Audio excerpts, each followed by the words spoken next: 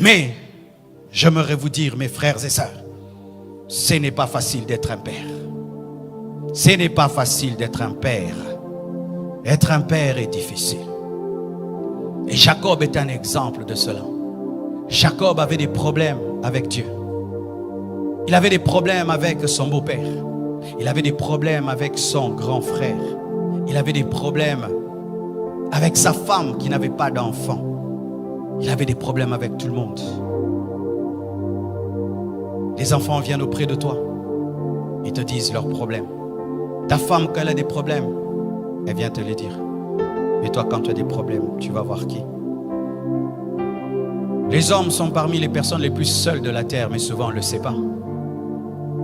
Quand ton enfant a des faiblesses, il te dit, papa, j'ai telle faiblesse. Quand ta femme a des faiblesses, elle te dit. Mais des fois toi-même, tu n'as rien à dire à personne. Ce n'est pas facile d'être un père. Chères femmes, vous qui êtes là, ayez des fois compassion de vos maris. Ce n'est pas facile d'être un père. Chers enfants, ayez compassion de vos parents. Ce n'est pas facile d'être un père. Ce n'est pas facile. Vous savez, quand j'ai fini d'étudier à l'école Massamba et que j'ai grandi, je me suis posé la question, comment mon père faisait pour payer toutes nos études?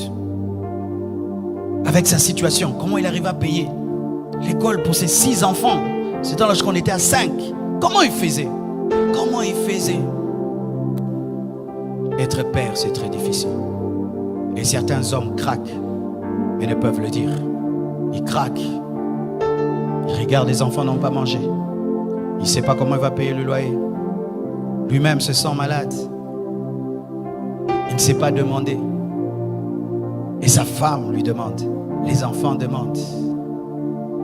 Certains même, il sort, il se promène, il ne veut pas rentrer à la maison. Parce que qu'est-ce qu'il va donner? Qu'est-ce qu'il va ramener? Et tu vois un père sur la route en train de parler lui-même, de parler. C'est rare de trouver une maman qui parle. Ce n'est pas facile d'être un père.